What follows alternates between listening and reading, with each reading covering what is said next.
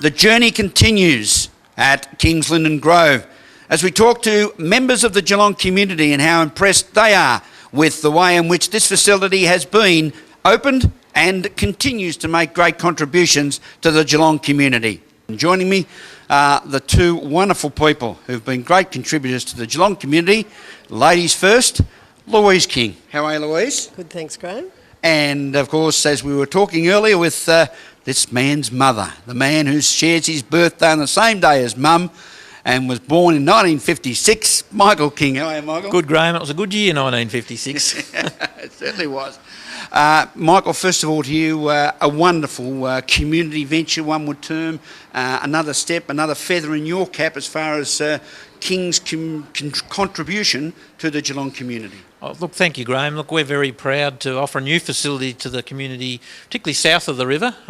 There's very few facilities here, and as you can see, and perhaps talking to the people today, it is a magnificent facility that we're justly proud of.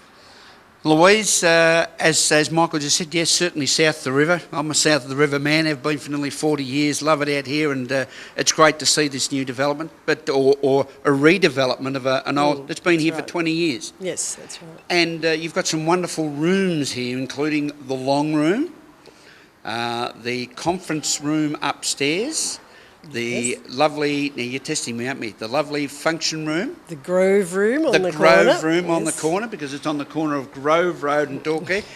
And of course the garden room. So it is, and you've already had a couple of wonderful experiences here, including, I understand, an art show for a local Rotary Club. Yes, that went down very well. It was lovely. We had, I think, about 200 people here on the opening night. Yeah, it was good. And you're only yourself, as far as the industry is concerned. You've also been successful in your own right, Louise King.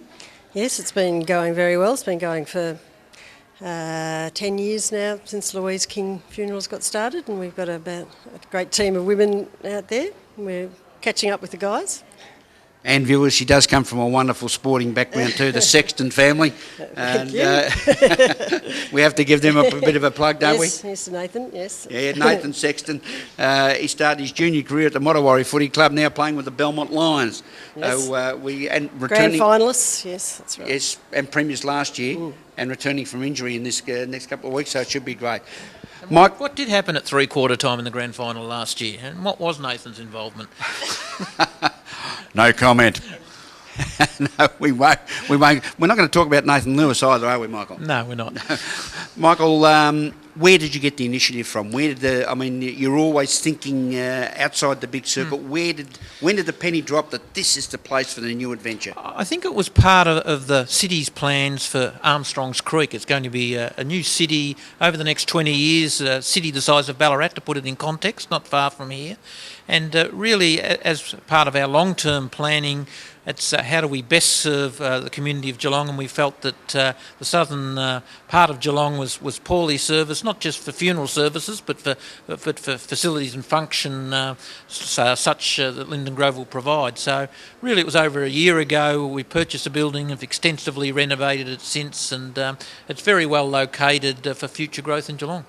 And one of the very pleasing elements is the use of the facility you're looking at for what we call community events. Correct. We're opening up the facility for one of 10 different community organisations to have the place free of charge. We've already had the Rotary Club of Grovedale utilise it as an art show. They made close to $7,000 that went to Adam Cara House. So there's a number of organisations interested where they can, as I said, have the facility. Really, with the commitments we have, we feel we can have 10 slots a year that different groups can apply for, and we'll pick the best 10 that we think will have the most important, significant community focus going forward. Now, Louise, a little birdie told me that this is probably the closest that you two will get together in the past couple of weeks. You've been so busy. It has been very busy, but yeah, no, we've still had a great time catching up with friends. We've had a few 50ths around recently, so we've managed to balance both somehow. And Michael continues the pursuit of excellence in education, as well as a lot of study. A lot of study. Yeah.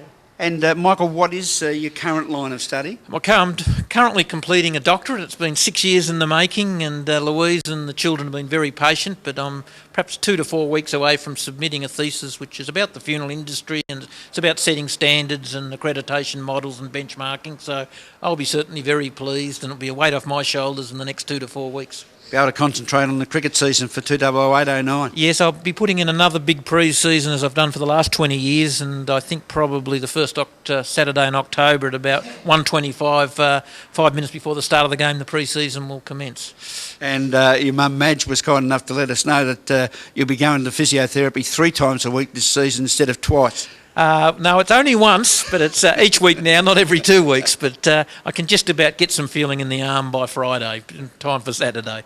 Congratulations to both Michael King and Louise King for another step. Yes, a new adventure. Lyndon Grove, King's Lyndon Grove, out on the Surf Coast Highway on your way to Torquay here in our great city of Geelong.